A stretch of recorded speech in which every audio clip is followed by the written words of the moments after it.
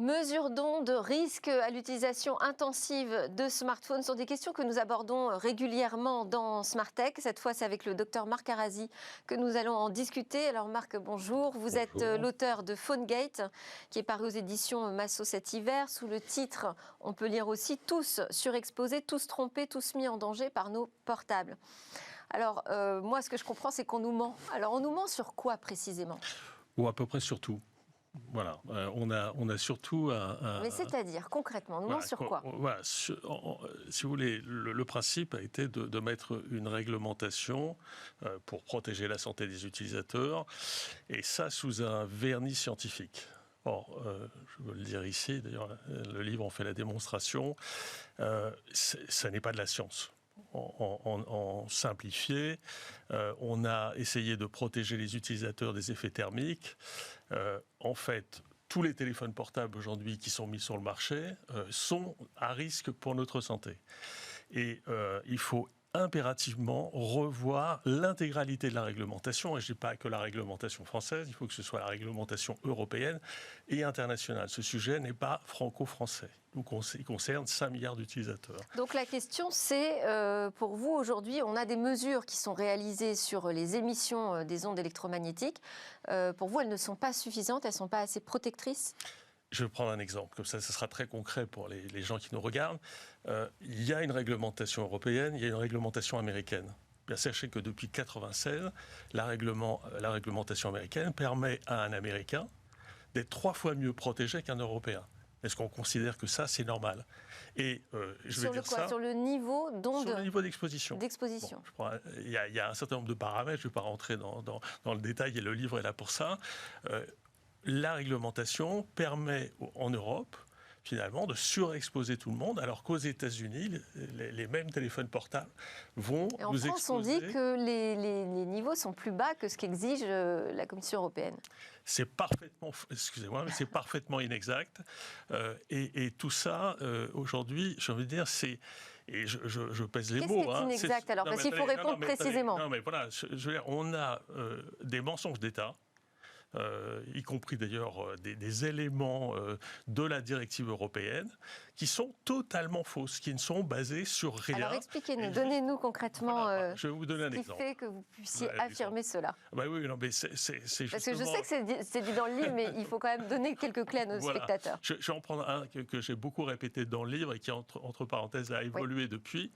C'est un certain nombre de scientifiques et d'experts, y compris notre agence nationale, et vous pouvez le retrouver sur les sites de l'Agence nationale des fréquences, disait pas de souci, on a des marges de sécurité qui ont été mises en place, et en particulier une marge de sécurité de 50, ce qui fait que le fameux DAS, débit d'absorption spécifique, peut aller jusqu'à 100 ou 200 watts par kilo.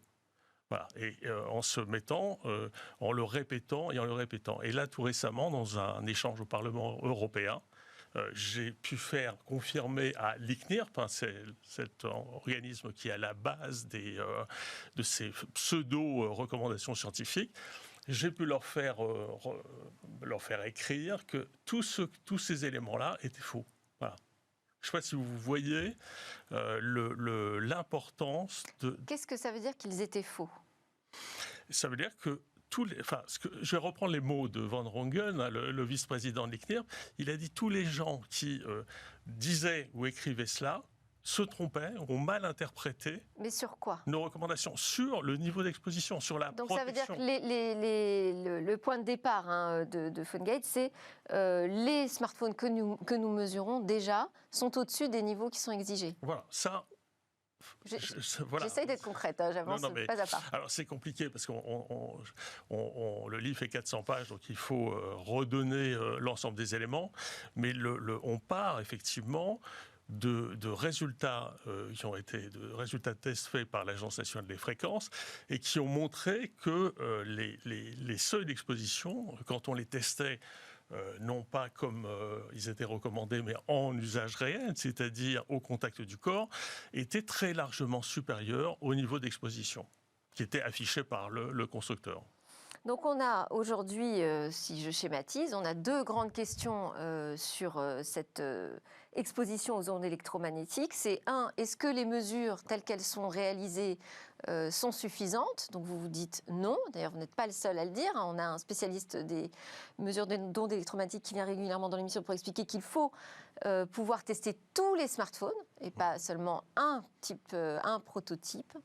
Et puis tout au long de sa durée de vie, puisque on l'utilise en général 1 an, 2 ans, 3 ans, peut-être même 4 ans, et donc ça peut changer. Et puis il y a une deuxième chose, c'est est-ce que ces mesures sont suffisantes? Et vous dites non plus, c'est pas suffisant aujourd'hui, on est trop exposé. C'est bien ça? Oui, et en plus, par rapport à ce que vous nous dites, c'est qu'on sait maintenant que, comme pour le scandale du Dieselgate, d'où le nom Foodgate, des industriels ont fait quoi? Ils ont préparé des téléphones, puisque vous allez en vendre 10 millions, mais vous allez en faire certifier un seul. Donc, qu'est-ce qu'ont fait un certain nombre d'industriels?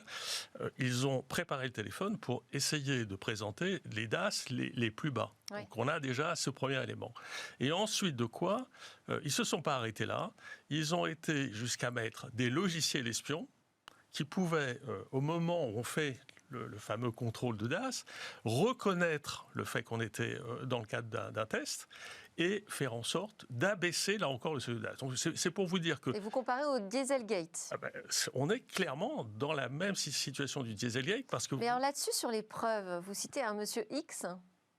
Voilà, alors, vous avez parfaitement raison. Nous avons, au fur et à mesure de ce travail d'enquête, parce qu'il faut bien comprendre une chose, c'est que pour arriver à ça, il nous a fallu d'abord mener des actions judiciaires qui ont permis déjà de révéler une partie des preuves, puisqu'elles étaient gardées secrètes, et aujourd'hui, elles sont disponibles. Il y a un data, l'Agence nationale des fréquences a été obligée de les publier. Et parallèlement, si vous voulez, on a bien évidemment des gens courageux qui ont... à un moment donné, sont venus vers nous et vers moi et me dire « Oui, vous avez raison. Simplement, moi, si aujourd'hui j'apparais, ma vie sera anéantie parce qu'il faut vraiment se rendre compte des enjeux. » Et à ce moment-là, nous, on a eu un certain nombre d'informations qui ont d'ailleurs été, comme je l'explique dans le livre, parce que c'est pas ma parole, puisque par exemple le complément d'enquête qui est sorti sur France Télévisions, donc là mi-novembre, le journaliste Nicolas Vescovaci a eu l'occasion de rencontrer des sources avec lesquelles on l'a mis en contact. Mais simplement, je veux le dire parce que je trouve ça dommage, une partie des témoignages, et en particulier des sources, n'ont pas été mises dans le reportage. C'est dire aujourd'hui à quel point ces sujets font peur. Après, ça, c'est des choix journalistiques, j'imagine. Ce qui est grave, c'est le lien que vous faites avec les cancers du cerveau. Qu'en est-il? Parce que dans le complément d'enquête, clairement, cette question est posée, du lien entre les deux. Qu'en est-il des faits à ce sujet? Alors là, nous avons l'Agence Santé publique France, dont on entend parler matin, midi et soir, qui a sorti son rapport annuel sur les cancers. Et pour les cancers du cerveau, et en particulier les cancers les plus graves, ce qu'on appelle les glioblastomes, qui sont des cancers avec de très très très mauvaises solutions de traitement, ou pas de traitement du tout d'ailleurs, on a aujourd'hui une multiplication par 4 et plus de ces glioblastomes sur les 30 dernières années, un peu ce qui correspond à la période où on a augmenté l'utilisation des téléphones portables de manière exponentielle. Et Santé publique France va jusqu'à faire le lien entre c'est le lien possible entre cette augmentation et cette multiplication et la cancérogénicité des ondes. Et pour fixer des chiffres, sur les 20 dernières années, ça représente à peu près 50 000 morts. Et aujourd'hui, on est quand même toujours au conditionnel. On n'arrive pas à avoir d'études scientifiques qui font ce lien.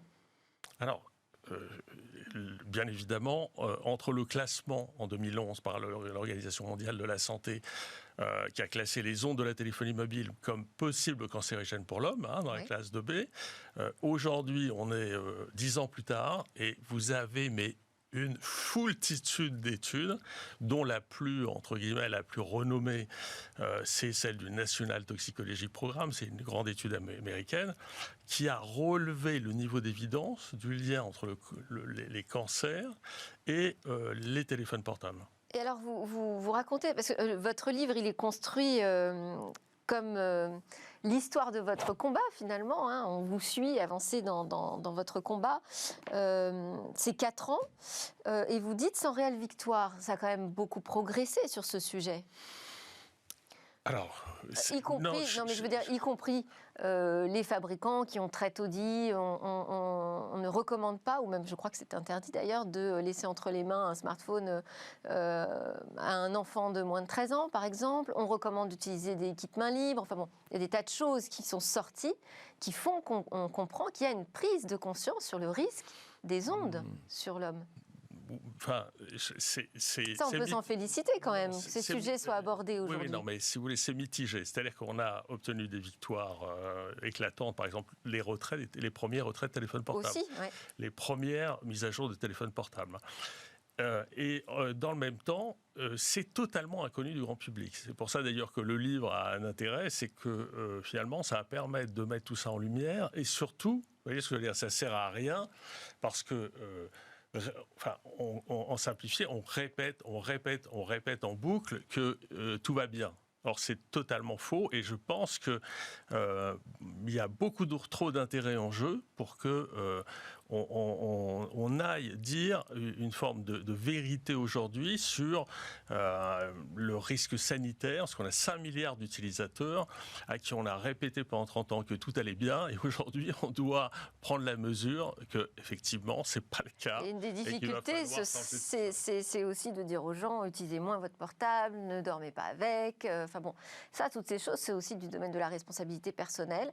L'autre combat, c'est de travailler avec les industriels, travailler sur les mesures et d'imposer des normes beaucoup plus restrictives. Merci beaucoup et effectivement faire un peu de sensibilisation, c'est ce qu'on a essayé de faire ce matin. Merci beaucoup Dr Marc Arazi, auteur de PhoneGate aux éditions Massot. À suivre notre talk sur le passage à l'âge adulte des startups.